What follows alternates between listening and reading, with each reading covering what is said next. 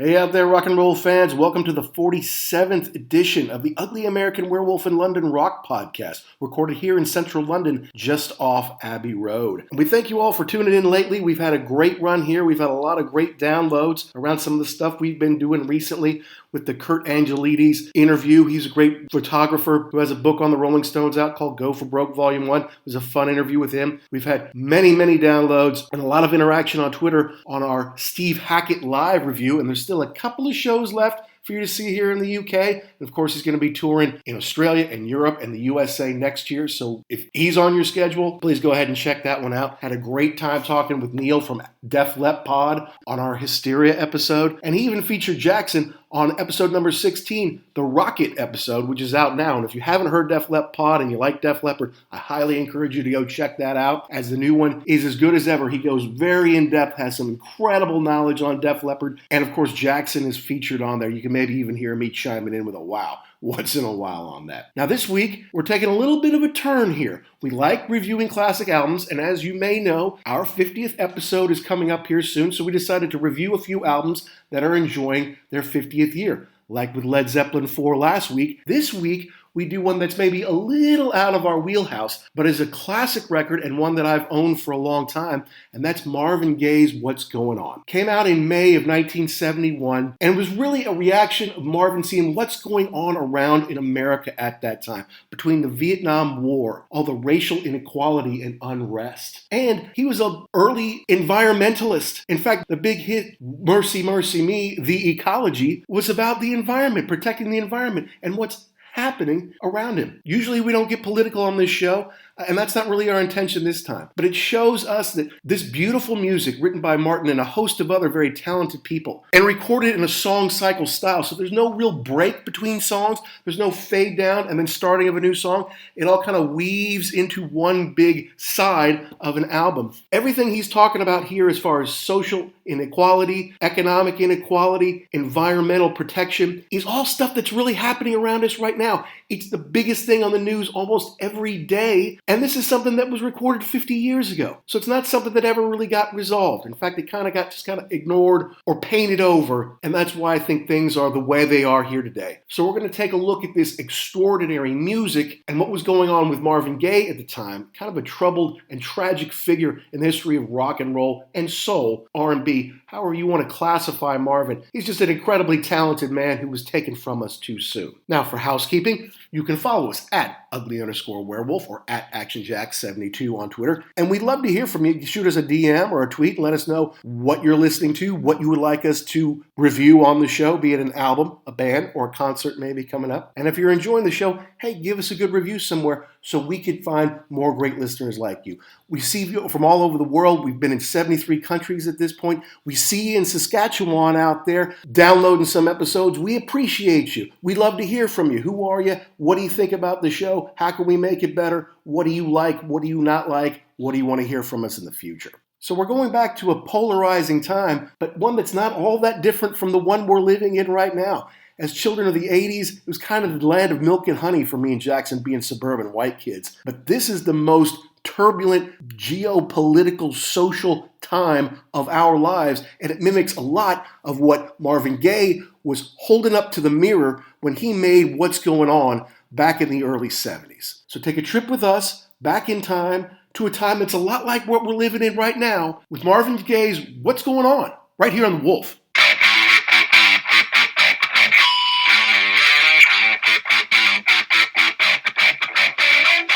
So I know that we're not real big into soul music, although my parents listened to a lot of the old school Motown back in the day. They listened to like the happy, danceable Motown songs. So like Marvin Gaye's What's Going On wasn't really necessarily in their wheelhouse. Heard it through the grapevine might have been. But obviously this song, this album, has a bit of a protest feel to it. Not even just a bit. I mean, that's kind of what it's all about. So maybe it didn't register with everybody, with every white family in suburbia. But this is an all-time classic, man. I mean, we don't do a lot of soul stuff. We're not going to. We're rock and roll guys. But I don't know. I just felt like given the times that we live in now versus what Marvin was singing about 50 years ago, and it turned 50 this May, this record. I don't know, I just thought it was a good time to re-listen to this, because it's something I picked up maybe not quite 20 years ago, when I was in the whole I love rock and roll. I need something a little different, right? You can't just listen to hard rock and roll all the time. You got to mix it up a little bit. And I just remember thinking, Marvin Gaye's awesome, but Let's Get It On, that's too much. Like I put that on when the chicks come over, like, I know what you're up to, mister. But if I put on this one, it's like, look, hey, this is great, great soul music. And it kind of comes from a time in America that we need to understand better. It was not easy times for anybody back then. It's a lot of stuff going on. And ironically, a lot of it is really still going on today. Yeah, to me, listening to this, because I've listened to this record in the past, but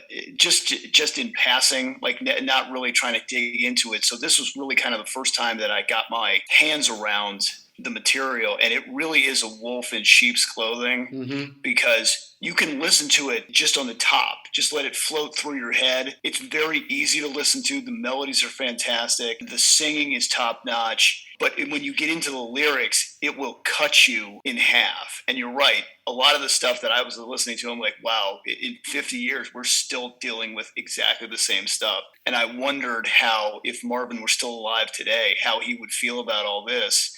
Or would he just say that there's nothing I can do? I mean, obviously, we're still just beating this into the ground. And I was wondering also, I would have loved to have been a fly on the wall at the whole pitch meeting with Berry Gordy, with him saying, you are out of your mind. We're not doing this. Out of your mind. Yeah. It says on the front of the building, I don't know if you know this or not, Barry, but it says Hitsville, USA.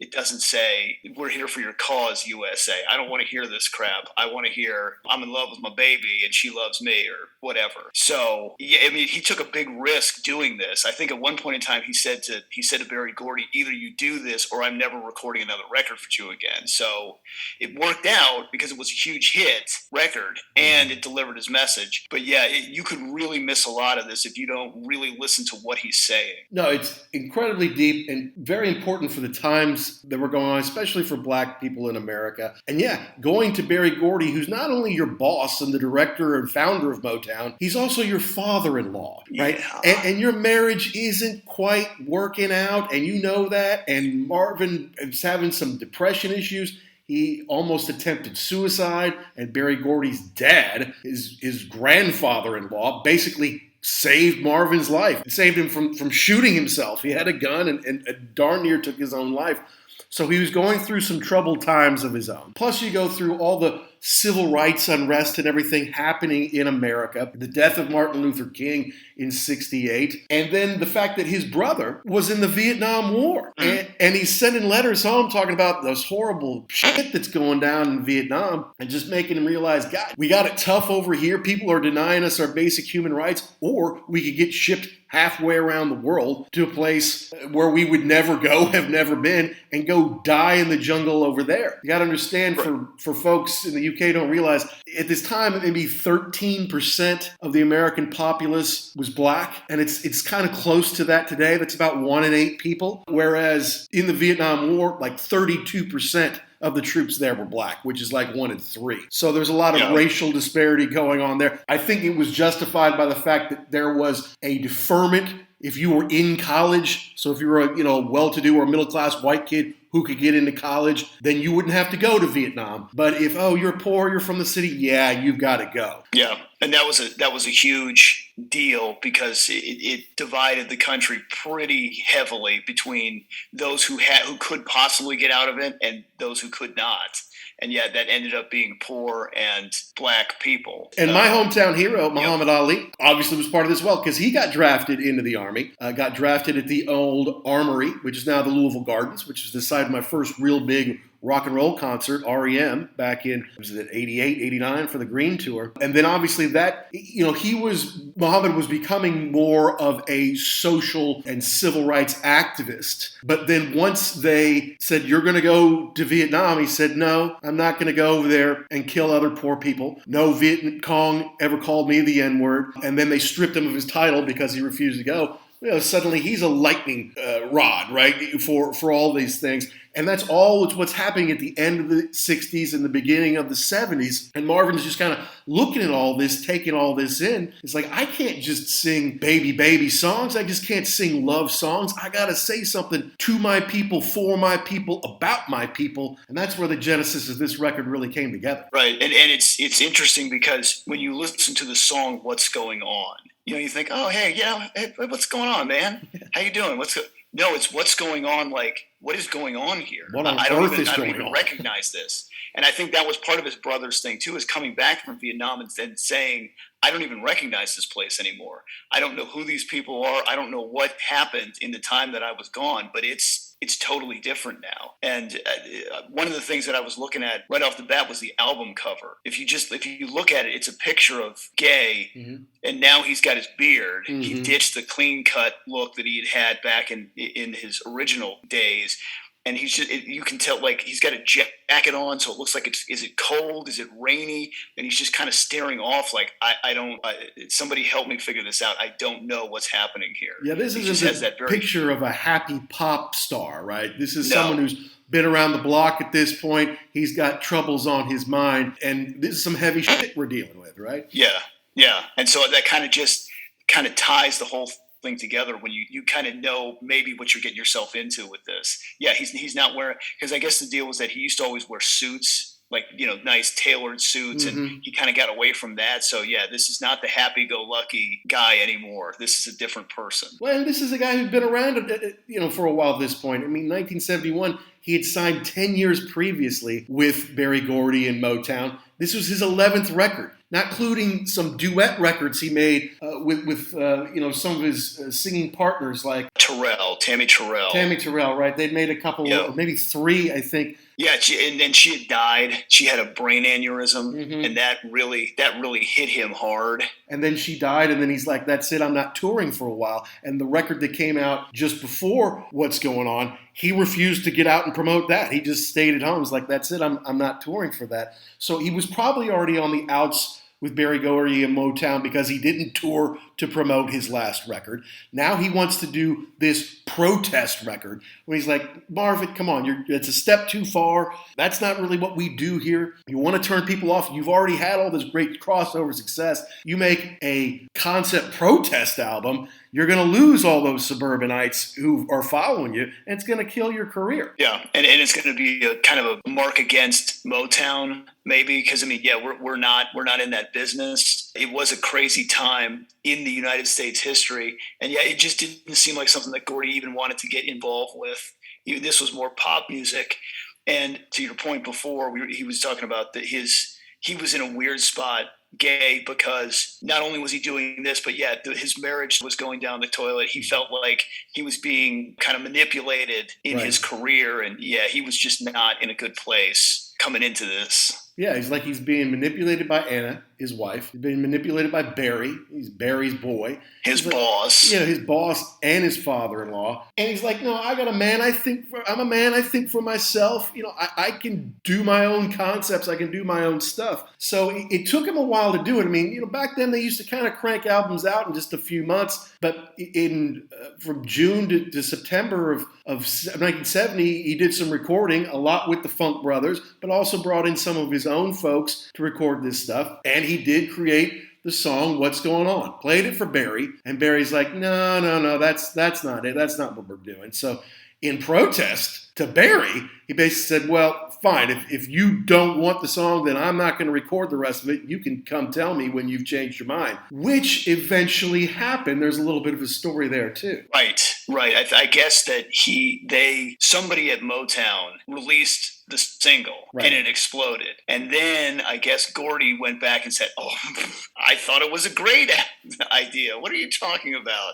So, I think that was the thing that really turned the tide in Gaye's favor, was that it was a huge commercial success. So once that happened, then it was like, you need to put the rest of this out. Obviously, we need to strike while the iron's hot. Yeah, so they got that out in the spring of 71, or it may have even been before that. It was January, maybe 71. They got the single out. They sold the first 100,000 copies in no time, quickly sold another 100,000. By the end of the year, it had sold more than 2 million copies, just the single. So, of course, Barry's like, oh, yeah, let's go ahead and put it together. We'll get it together, just get it done by the end of March, and no problem, buddy. Yeah, it's funny how things have changed. Of course, Barry at this point was now living on L.A. He kind of relocated to the West Coast. Yes, there's still recording studio in Hitsville is still there in Detroit, the famous building, but business operations had moved to the West Coast at that point, and that's where they did some more recording out there. But, I mean, God bless him for doing it, and he didn't write it on his own. Ronaldo Obie Benson, who's with the Four Tops, he had been in Berkeley in 69, May 15th, 69. They go by an anti-war protest on their bus, and they see kids getting beaten by the police, you know? So it's like, God, you stay home and you protest the war, you get beaten by the police. You go to war and you die. These are the two options, it seems, for young people today. And he was like, what's going on? Of course, once the song was written with him and Al Cleveland, his bandmates are like, whoa, that's not a Four Tops song, man. We are not doing that. That's for sure, you know. So then he got together with Marvin's, can I change a little bit, get a writing credit on it? He said, sure, and kind of made it its own. And it's a cool way to start off the album where it's like you hear people out on the street talking to each other. Hey, man, what's happening, brother? Hey, what's going on? It's not just straight up Motown. Here's the tune, here's the song, here's the chorus, 2.5 minutes. It's very danceable. You're actually talking about what's going on in society, and it's not picture perfect, holding up the mirror to society. Like, look at what's going on, but let's make some beautiful music around it.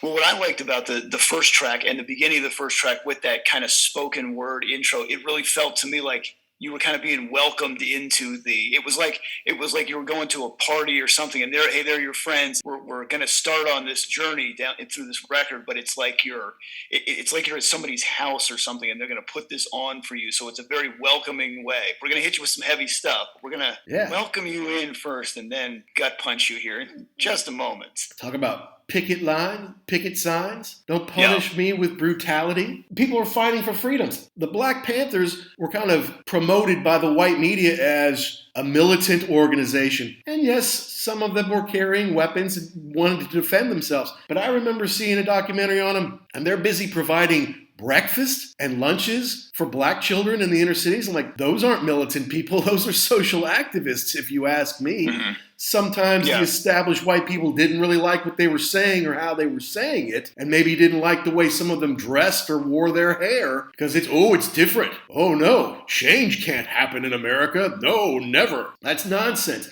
And this is a reflection to show what's happening politically, socially in America, and the need for black people to have their voices heard. Yeah, and just realize that, you're right. It was changing. People were not going to accept the status quo anymore. They weren't going to accept this is just how it is. You know, you've got one class of people here and one class of people here, and that's just how it happens. So to hear this from a point of view that's not mine was interesting, because I'm too young to remember any of this other than reading about it. So I can only imagine what it was like to go through this. And back to what you were saying about going to war, you either protested, you go to war, but then if you went to war and you were lucky enough to come back, now it's like, well, you're a piece of garbage because you went over there. Well, I just can't win. Then this is horrible. Yeah. To think that, people were treated like that. It's a good point, Jackson, because we did have a draft back then. And many people were drafted into the armed services to fight in Vietnam and to serve other places around the globe, while most of our resources, at least our Army ground type resources, were in Vietnam. So, for Marvin's brother to be drafted up out of the 60s when people are kind of partying, getting along, there's some psychedelia going on.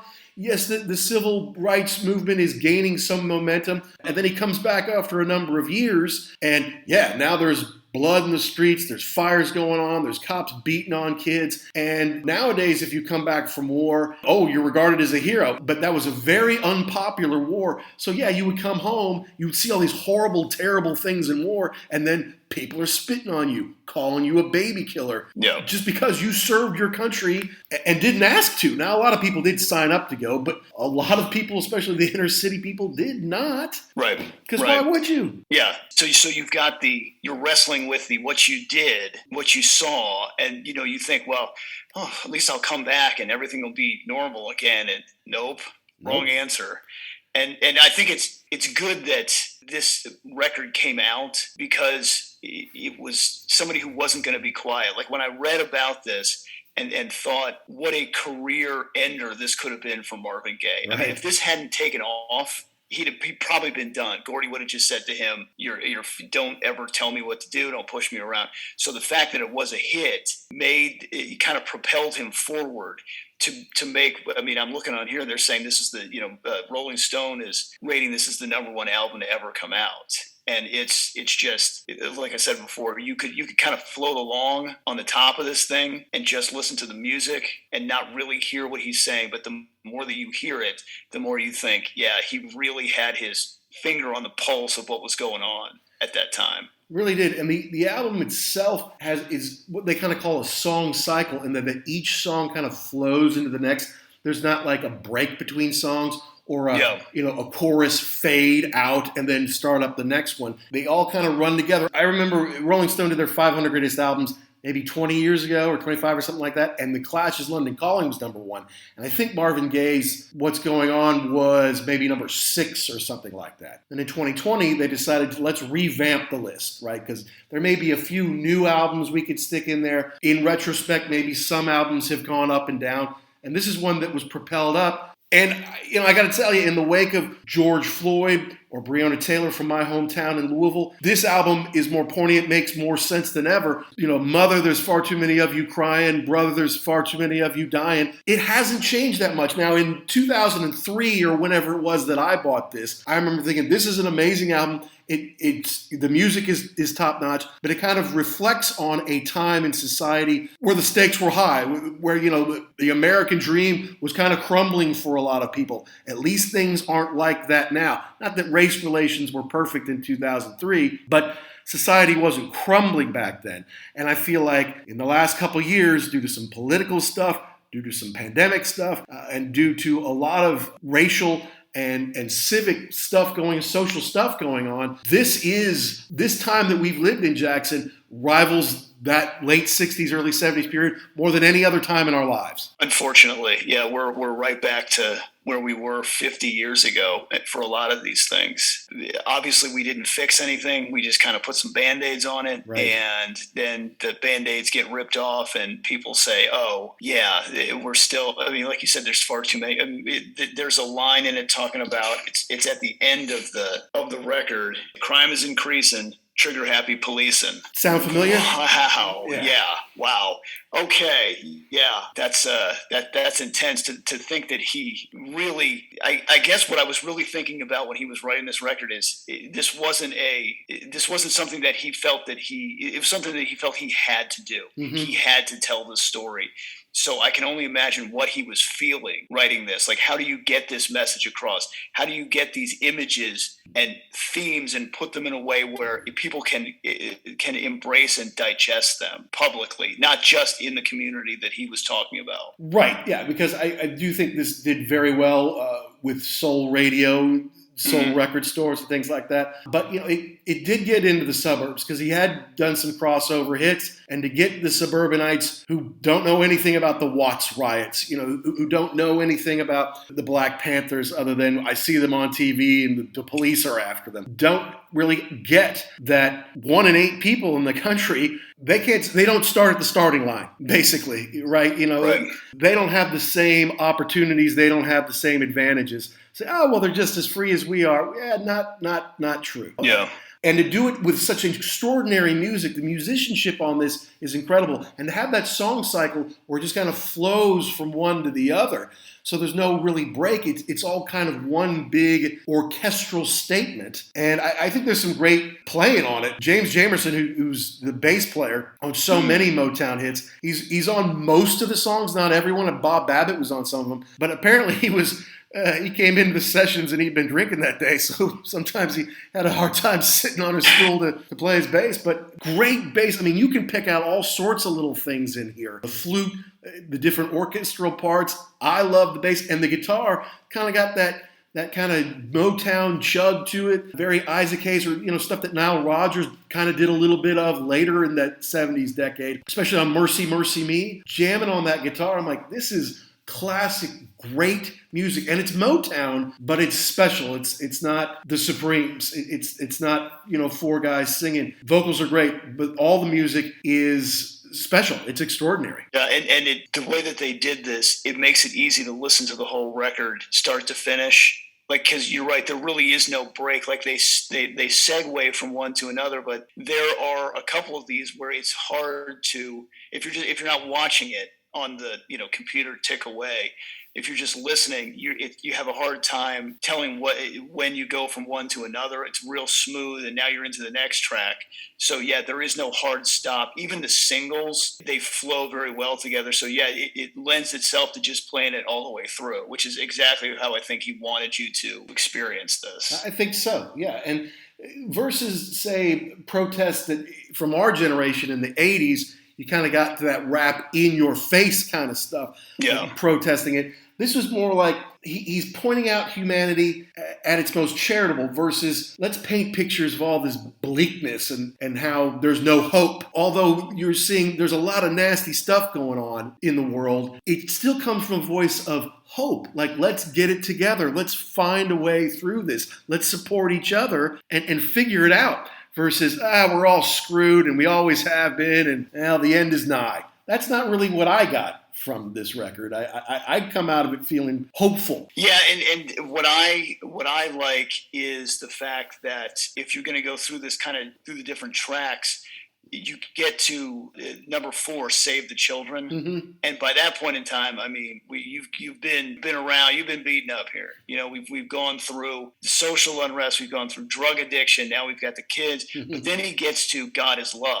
And then he's saying, might look bad. Here's what we need to do. Here's the path we need to be on. Yeah, and so that, to your point, yeah, it's a kind of a nice respite in the middle, saying it's not all bad. It can be better. We just need to try. Yeah, and the transition from what's going on, the title track, was at the end. It's a beautiful, pretty, light song about heavy stuff, but he's delivering to it in his lighter voice. He had such an amazing, soulful voice. He was so good. But then to go to What's Happening, Brother, yeah, it's really kind of dedicated to his brother Frankie, who does come back from Vietnam. And yeah, that could be a big change going from you're a very young man making your way up in the 60s, then go through the horrors of war, come back, and it's pretty ugly out there in America. You're not going to be popular. You're not having an easy time finding a job. You're a black man on top of things. Ooh, it's rough out there. And it's really, what's happening, brother? What is going on around here? It's like an honest question. What the hell is going on? What did I come back to? Right. Yeah, and it's kind of like the first one where it's like it kind of fools you because it's like, oh, what's happening, brother? Good to see you. What's going on? No, it's what's happening. Like, I really want to know what is going on here. I don't recognize this place anymore. Coming back from Vietnam, yeah. And if you're drafted straight up as an 18, 19-year-old, so you're straight out of high school, you're playing ball, you're learning American history, that kind of thing. All right, what do I do with my life? And, okay, we got something for your life. You're going 10,000 miles away to kill people you've never met before. Okay, and then you do that 2, 3, 4 years. You come back, you piece of shit. What did you do? What were you doing killing people for? It's like, they made me do it. They forced me to. I didn't have a chance. I didn't have a college deferral. I had to go. And I come back, you won't give me a job. You spit in my face. You're suspect of me when I walk down the street. What in the world is going on? What happened to the American dream? Yeah, and I can't imagine how you would deal with that as Marvin. You're trying to explain this to your brother, and then at the same time trying to understand what he went through. That you really can't. I mean, you can hear stories, or you could have read about it, seen it on TV, but you don't really know. And trying to have that. Trying to get that connection again between these two guys that basically we're living in completely different worlds now. And how do we integrate them back into society? And again, you were talking about before, when this guy left, he was already at a disadvantage, right? Socially, economically. So now you come back and it's even worse. For going to war, I got nothing out of that other than a hard time. And the place is going crazy over here. I don't like any of this. Right. Go right into Flying High in the Friendly Sky, which dealt with dependence on heroin, which was another problem that surfaced in the Vietnam War. A lot of GIs got into the horse over there and brought it back with them. Not that it wasn't already in the American inner cities especially. But yeah, so talking about that, I'm hooked, my friend, to the boy being a reference to heroin, who makes slaves out of men. Yeah.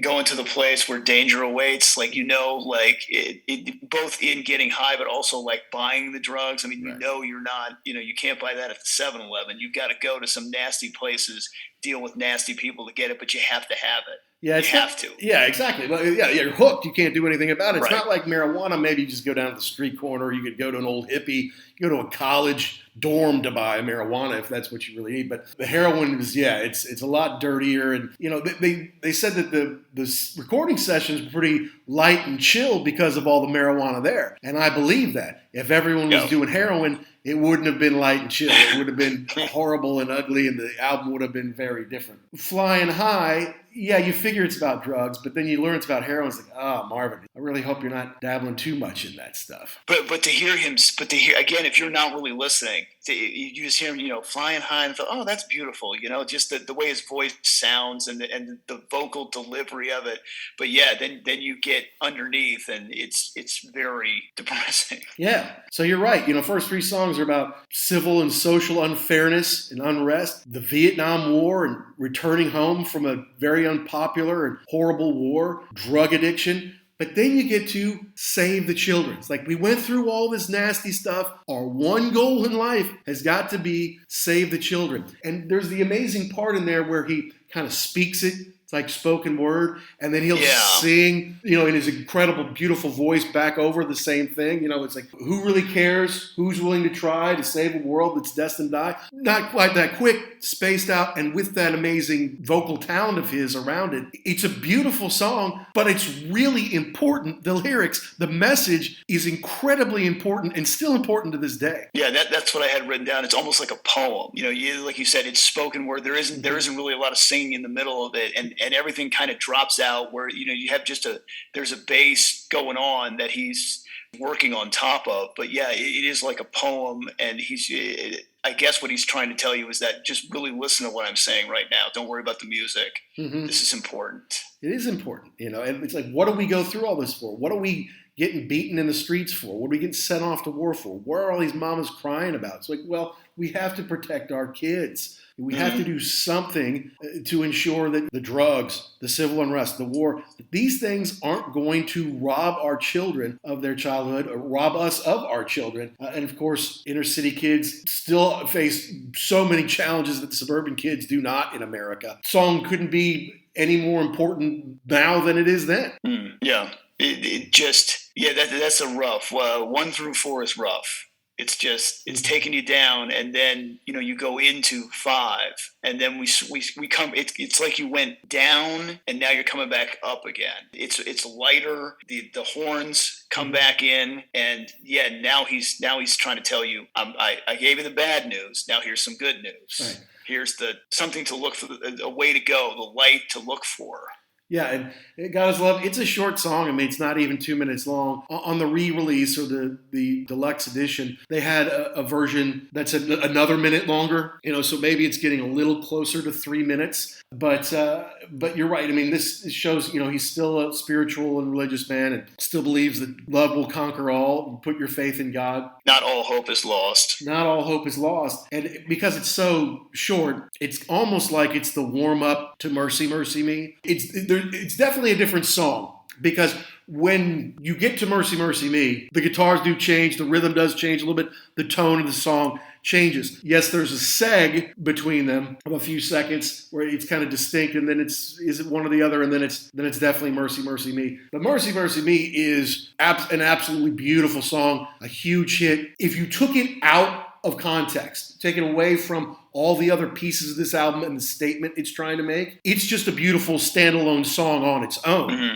Can stand on its own 2 feet. And what I didn't really realize was it is an environmental song, which is it's before Al Gore knew anything about the environment. This is before you ever heard about anything about that on TV or in the news or anything like that. And it's a very emotional song for him. So it must have been something that he realized that we didn't. So not only pushing the boundaries and knowledge of what we see in the news, but even stuff that would portend for the future that we would eventually need to know more about. Right. And to me, it kind of 1 and 6 are kind of connected because it's the same. He's talking about something a little different, but it's the same thing. Again, you're talking about what's going on now with instead of the social, economical, now it's the earth. What are we doing here? What's happening? And I was thinking about what you were saying before. This was 71. If you took this and fast forwarded it 20 years to 91, it would have been somebody screaming at you, and it would have been disgusting and, heavy and, we're killing the earth, rah, rah, rah, rah, rah. But this is just so, the message is so intense, but he delivers it in a package that's so beautiful. Mm-hmm. It's crazy to me how he got those two things to go together so wonderfully. Yeah. I mean, it's even called Mercy, Mercy Me, the ecology. I never knew it was called that. I thought it was just Mercy, Mercy Me. Yeah, I didn't either. Yeah. I mean, I didn't until I bought it, 18 years ago or whenever it was. Yeah. But I'm like, yeah, that makes it special too. And the fact that whole side was kind of just one big song in that it never ended. There was no fade out. There was no break. It was one great big song, a suite, if you will, which wasn't uncommon maybe for British prog rock bands in 1971. But for an American artist, a black Motown artist to do something like that, a concept album in a song cycle style, this is groundbreaking. This is way before Stevie Wonder did Songs in the Key to Life or Talking Book. Right. And definitely this is what pointed them in that direction, that you could do something like this. You could make a record that was musically top-notch, could deliver a message, and could be commercially successful. So yeah, I think if you were to, stop Stevie Wonder in the street and ask him, he would say, yeah, this started all of that. And so that, you listen to that side of that record. I only really had the CD, but that wraps up side one. If you listen to that in 1971, I don't know, what would go through your head? What would you be thinking? And how different would it be if you were, a black man from the inner city versus someone like us, suburbanite white boy? How different would the reactions be? And is it turning you on? Is it, enlightening you? Are you just listening to how great the music is? Or do you dig deeper and say, wow, this is really heavy and important, packaged in something that you can listen to on the radio? That's the question. I like, sitting here in 2021, I'd like to think that I would have been the person that said, oh, wow, let me find out more. Let me get involved. Let me do something. But I don't know. I would hope so. It's just, I think for a lot of white people back then, or even just not even white, but just suburban people that didn't have any kind of contact with being oppressed or being in the inner city, I don't know. Would you sit there and say, oh, it can't be that bad? You're making a big deal out of this? Or I think people were just so out of touch in the suburbs. They had no idea, just no clue. I mean, again, from 1,000 miles away, oh yeah, I see something over there. But I think that most people just really didn't know what was going on. My wife's mother lived in Detroit at about like the late 60s, early 70s. And she was during the race riots, and there were times where she couldn't go home. She had to find somewhere else because, the downtown Detroit was closed. Mm-hmm. So she lived through some of this as a small white person, and so she has a much closer association with stuff like this, and it really affected her. But I think most people from the suburbs just didn't. It was just something they read about and didn't really have a connection to. So hopefully it would have affected me. I really hope that would have been the outcome of me listening to this in 1971. Well, I think that the music certainly would have affected you. And as much as we like to understand, if once you like something, you want to get into it, you want to understand it, then you start to peel back some of the layers. I don't think you could not be affected by it and want to better understand the situation out there. Just on a musical note, though, I thought that the sax riff, which is by a Wild Bill Moore, it makes the song kind of at the end. Yeah. It really did. But then when you wind it up,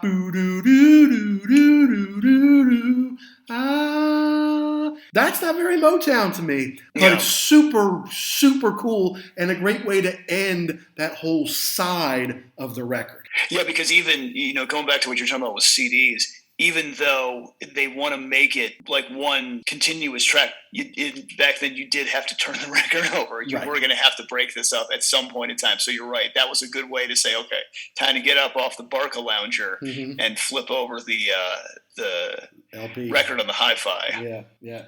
And so you start the next one, the second side, with Right On, which is kind of a jam. I think it's over 7 minutes. And it's kind of got it's got like a Latin beat to it almost, kind of thing, Latin influence funk on it. It really sounded like I don't know what you call the thing, but it's the you hold it in your hand and you run the piece of metal over. It makes that sound. It sounded a lot like, or in the spirit of that song, "Spill the Wine" by War. Oh yeah. Yeah, I mean, it like elements of that. And so, yeah, that's a different, you haven't heard anything like that on the first side. So it goes with it, but it's also a different, now we're kind of veering off a little bit down a road. And yeah, I think, what was the rest of those songs? Like 3 minutes and change, 4 minutes was Save the Children. Mm-hmm. So yeah, definitely the longest track on it, but it doesn't seem long when you listen to it. No, it has a nice groove to it. Look, all these songs have a nice groove to it. The Funk Brothers, they knew what they were doing. How many hits did they all play on? It was unbelievable. So once they got it in the pocket, they were usually good to go, and these are great songs. Now, Marvin basically co-wrote all these songs with a lot of different people. What's Going On? I'm sorry, Mercy Mercy Me is the only solo credit that he has on the album, but he writes all the others with other people. And this one, I think they said it's kind of akin to the different rhythms are even akin to Gaye's own Divided Soul. And you can hear him, if you let me, I will take you to live where love is king, and that true love can conquer hate every time. Again, these are positive messages, dealing with heavy things, but these are positive messages to say we can get through this. There is a way forward, surrounded by some incredible musicianship. Yeah, and the flute part on that, it's not... It goes really well with this song. It's not on everything. It kind of fades in and out, and this one, it kind of takes center stage for a while and makes it, kind of puts the cherry on top of this one. I agree, and the flute really kind of stands out there. The little Latin rhythm and flute, and then Marvin's voice, plus doing a little falsetto in there. Yeah. 7 minutes, it's a great jam. And of course, it transitions into Holy Holy, which is, again, kind of another gospel-ish piece, somewhat akin to God is Love. Again, coming back to how the Lord is our Savior kind of thing. Yeah, and I like, again, like you said, this is kind of almost to me the continuation of God is Love. We got to be holy, completely holy. He says Jesus left a long time ago, said he'd be back, left us a book. We've got a lot to learn. And then that's true today also. I mean, same thing. Yep, we still have a lot to learn. That's for sure. And then the final track, Inner City Blues, in parentheses, Make Me Want to Holler. I like it. It's about poverty, basically. The troubles of growing up in the inner city, growing up black, growing up where they don't give you good education, that you don't have the opportunity for good jobs, and then you're discriminated against anyway. I thought it was nice, bluesy, funky song. Again, it's a little heavy, and it was a single from what I understand, making it, I think I read that it was the first time that a male solo artist had 3 top 10 hits. Huh. Oh, okay. It wouldn't surprise me. I think a lot of them were, especially out of Motown, were the Diana Ross, the female girl groups that had a lot of the hits. Or maybe a band, a full band might have 3 top 10 hits, but a male solo artist, I guess it was the first time that happened. And obviously, there's a couple different charts. There's kind of the mainstream top 100 chart, and then there's the soul chart. I think it did very, very well in the soul charts, but it obviously did well enough in the mainstream as well. Yeah, and for me, the transition, Holy Holy is kind of the nice point in the right direction. We can do this. We all need to get together. And then Inner City Blues is like, I'm slapping you back in the face again and saying, oh, by the way, let's get back to what's happening on the streets now. And it's pretty terrible. So the way to kind of just put the exclamation point on the end of this one. That's right. And it's only 35, 36 minutes, not a real long album, but clearly a classic. I mean, if you look at the accolades, you mentioned that Rolling Stone put it as the top number 1 album ever. It's been on 100 different lists as far as the greatest of the 70s, greatest soul album, top 200 of all time, top 500, top whatever. It is a watershed moment, really kind of the first concept album in R&B land, which obviously led others to do more of it in the future. I'm kind of thinking a little bit of Stevie Wonder. But yeah, it kind of opened the door. And to use his voice to protest against all the nasty stuff going on, but it's not mean-sounding music. It's soulful. It's beautiful, pretty. You could even say some of these are like ballads, but gets his point across instead of with the hammer. Mm-hmm. He kind of offers it, with the peace flag. It's like, there's a way out of this. We can fix this. May not be easy. Here's what we need to focus on. This is how we do it. And I wonder too now, and I'm just talking off the top of my head. I haven't done any research on this. So did Gaye holding his ground against Berry Gordy, did he kind of pave the way too for people to say, no, wait a minute, I can do what I want to do. I can have maybe contracts that are a little better, because I know Stevie Wonder signed some pretty heavy duty contracts with Motown over the years. Was this the roadmap to not only do what you want to do musically, but to kind of take ownership of your career and say, this is what I want to do, and I want to be, instead of just being told what to do, I want to be an actual artist and not just a performer? Right, yeah, because he had to fit the mold. When you first start off, he's 20, 21 years old, whatever he is. Oh, you're going to work with me, Mr. Berry Gordy? Okay, yes, sir. Thank you, sir. Whatever songs you want. Clean shaven? Absolutely. Tight haircut? You bet. Sharp suit? Of course. And then, how he's grown up. It's like, I'm married. It's not working out. I see things in the world that I don't like. I want to have a beard. Wear a leather jacket. Maybe wear a sweater or a sweatshirt. I don't need to be Mr. I want to change with the times. Exactly. Yeah, I want to reflect the differences from where you started. I'm not 20 anymore. My eyes are open now. I'm a man. I want to be a man in this world. Yeah, the Beatles weren't stuck looking the way they did when they recorded I Want to Hold Your Hand. Just a few years later, they looked very different. So, it's 10 years later. Is he supposed to be the exact same? Of course not. He's a grown man. He gets to evolve, and this is what he wanted to do. And yeah, going against Barry as the boss, going against Barry as your father-in-law, probably wasn't easy. But it's like, look, I've been through addiction. I've been suicidal. I got a brother who saw horrors in the war. I can't just sing happy malt shop songs. I got to reflect what's going on in my world back to my people. And obviously it sold millions of copies around the world and continues to be beloved to this day. Yeah, and just learning more about, I knew kind of the skeleton outline of his life, but just kind of doing a little more research for this episode, to see kind of what he went through his whole life and how it ended. And it's a tragic story of somebody who, they imagine you got everything that you wanted. I want to be rich. I want to be famous. I want to have this singing career, but it really turns out a lot of ways to be awful. Like you said, he struggled with drug addiction. He had some major league tax problems, from what I understood, both in the U.S. and over in Europe. He was living in England for a while and maybe France, I think, and he owed money there and he owed money here, and ended up moving back in with his parents for a while because he was fed up, and then to be, I guess, murdered by his father, but he was trying to break up an argument between his parents, and that's how it. And at the beginning of his life too, I guess his father was a real hard ass, like just didn't give him any space, and just kind of physically was abusive to him. Just really kind of a tragic figure. Yeah, he really is a tragic figure of rock and soul. Yeah, absolutely. At this time when he was recording this, he had not had a child yet. I don't think Anna could have children. They had adopted Anna's niece because her sister had her when she was 16 or something like that.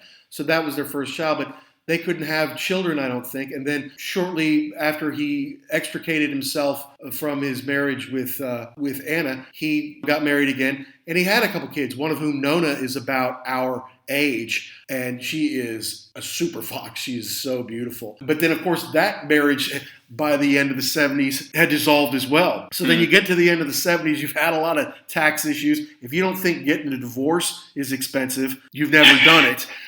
And he got divorced twice in that decade. And of course, music had changed by the end of the 70s. The punk thing was happening and rock and the disco thing.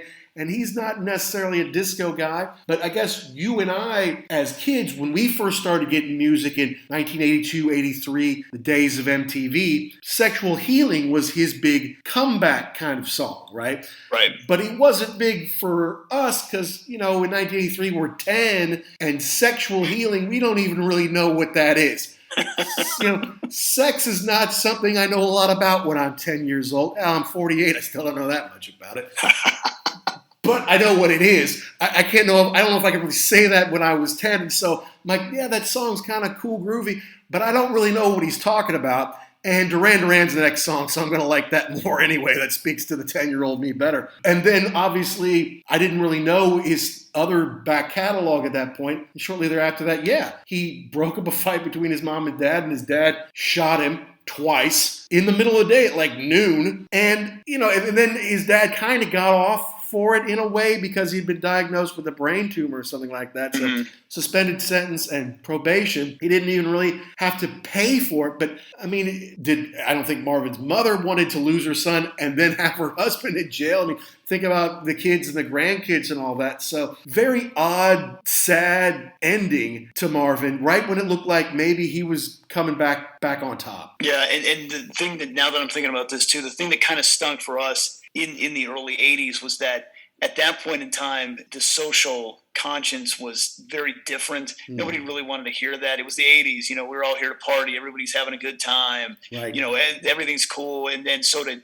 this, I think this record kind of got pushed out and away because people really didn't want to see the things that were still happening then. It was just like, okay, we got through Vietnam, we got disco funkiness, and then into the 80s, and everything is cool, right? And not really. And then to your point, when Sexual Healing was not, it's a great song, but not for a child. Yeah, not for 10-year-olds, right? I think it did great on the R&B and soul charts, but and was a popular song as well, but it wasn't going to register with us. And then by the late 80s, when protest songs were coming back, now it was coming out through hip hop and rap, and you hear stuff like 911 is a joke, fight the power, and fuck the police. And stuff like that. Then that's, although we like that kind of stuff, it responded some huge backlash to it, right? It's like, you can't say fuck the police. We got to crack down on these people. Whereas no one was looking to crack down on Marvin Gaye in 71 for pointing this stuff out because it was the way he did it. The soulfulness, the way he wrote his songs, and the way they were delivered could register with people. Whereas if you're 50 years old and you hear "fuck the police," you're like, whoa, we got to stop this. That's not kosher. But what's going on? People can relate to that. What's happening, brother? Save the children. These are universal themes. Like you said, you could hear what's going on coming out of your parents' hi-fi, right? Yeah. You could not hear NWA. They were not going to let you play that in the house. No, if they found out I had it, it wouldn't be in the house anymore. Correct. Yeah, we used to have to listen to that in the parking lot and out of somebody's tape deck with the windows up. Yeah, just a different time. And going back to, I really wonder how, if he were still here today, how he would have reacted to and kind of maybe taken a little more not ownership, but it kind of they would have focused on him more with what's the events that are happening today that very much echo what he sang about all those years ago. And what's kind of cool is that in 1972, so a year after this comes out, he plays a show at the Kennedy Center. And, he starts off with it. There's a medley of stuff that you would know, like That's the Way Love Is, Heard It Through the Grapevine, You're All That I Need to Get By, Pride and Joy, all the stuff that he did in the 60s. Kind of does a medley of that goes like 13, 15 minutes, something like that. Then he gets into basically playing most all of What's Going On in its entirety. Not in order, which is good, I think. Letting him play this whole thing to an audience there and having some stage dialogue in between that kind of explains what's going on, what he was feeling that. That was, the 2001 deluxe edition. So I didn't have that. I just had the kind of the original album. But it's cool that that's out there and that he did that. He was able to do that. Because you figure Washington, D.C., protest song, Nixon's the president. I don't know about that going down, but it did. It's a classic, and right on for him for getting it done. Yeah, and basically just sneaking it past people. And I think that's the big thing of this whole deal.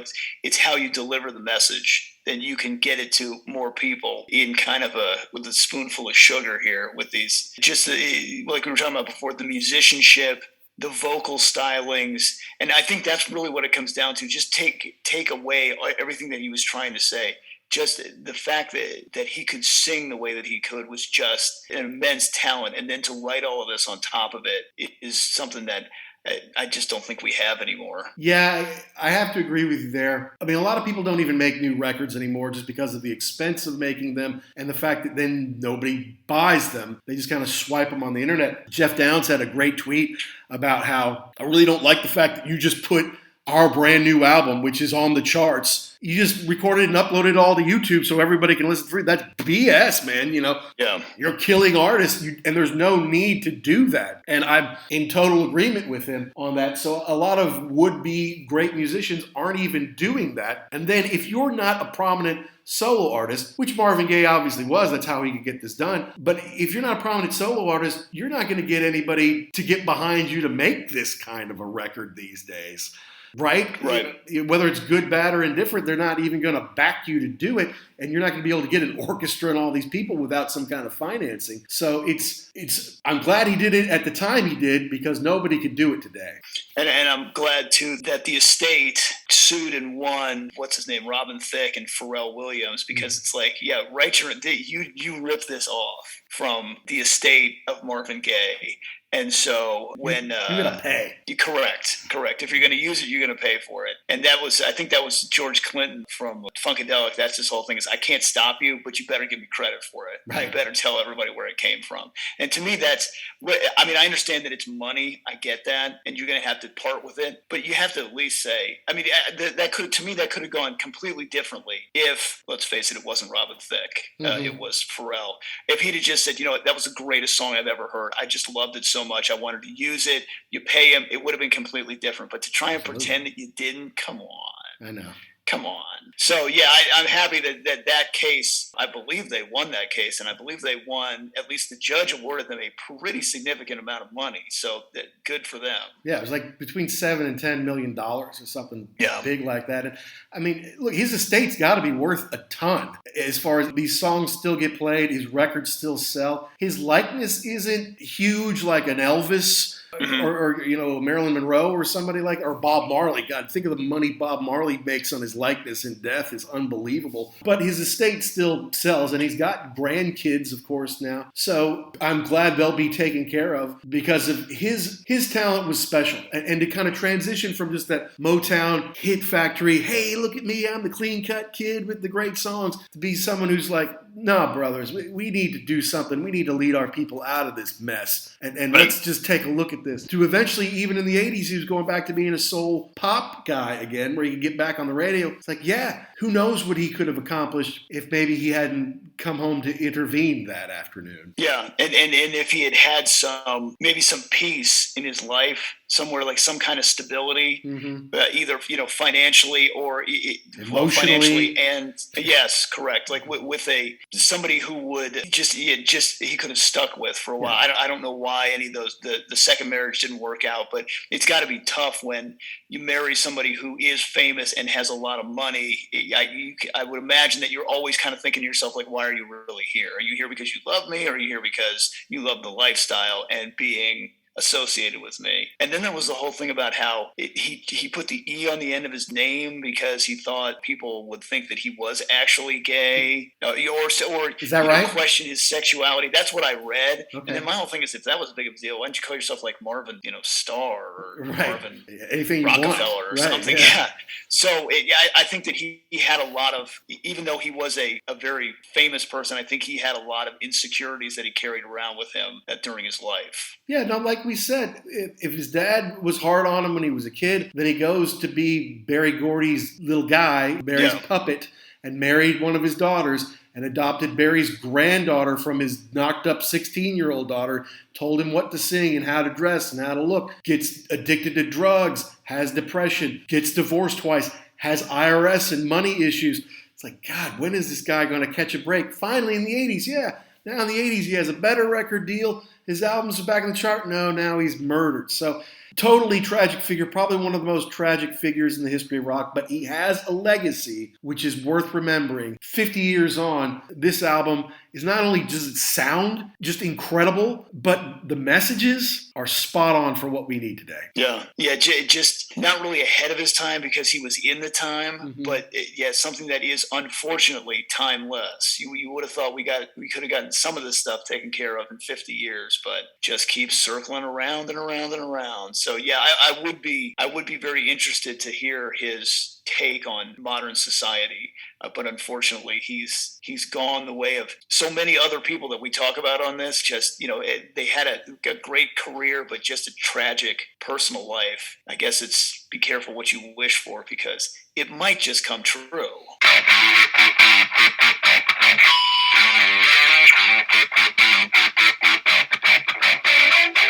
Well, that wraps up our take on Marvin Gaye's What's Going On, a timeless classic that is also, at this point in time, very timely. Beautiful music, beautifully written, with a strong message about our society and the environment, which we wish we didn't need now. We wish this was something we resolved back in the day. Hopefully it's not something that goes on forever, but it is something that goes on now. There's still a lot of inequality. There's still a lot of racial conflict, and the environment is still being plundered. I don't care which side of the political lines you fall on. We have to preserve our earth, and we have to take care of each other, and that's what I think Marvin was singing about more than anything on this record. 50 years ago, it makes as much sense then as it does today. So I hope you enjoy that one. As part of our lead up to our 50th show, it's another record enjoying its 50th anniversary this year. We're going to have more of that next week as we visit the Who's Next, maybe the best record they ever did, maybe one of the best records of all time, and a little review of my opportunity to see Bruce Dickinson speaking live. More than just speaking, he's acting, he's performing, he's entertaining, and we'll talk all about that on episode 48. As usual, folks, did I get something right? Did we get something wrong? Did we miss the point entirely? Hey, let us know. You can tweet us or DM us at ugly_werewolf or at actionjack72. And of course, you can check out all past episodes at www.uglyamericanwerewolf.libsyn.com. And make sure you subscribe anywhere you get your podcast: Google Play, Amazon, Apple, Spotify, most anywhere you get your podcasts. Action and I appreciate you tuning in, appreciate you listening. Please send us your ideas on which shows and artists, which records you want us to review, and maybe we'll get to them here. And if you're enjoying the show, hey, go out and give us a nice review somewhere on any of those places that you get your podcast. Podchaser is good, Good Pods is good, anywhere that will help us find more listeners like you who love rock and roll. So until next time, rock and rollers all over the world, be cool and stay safe.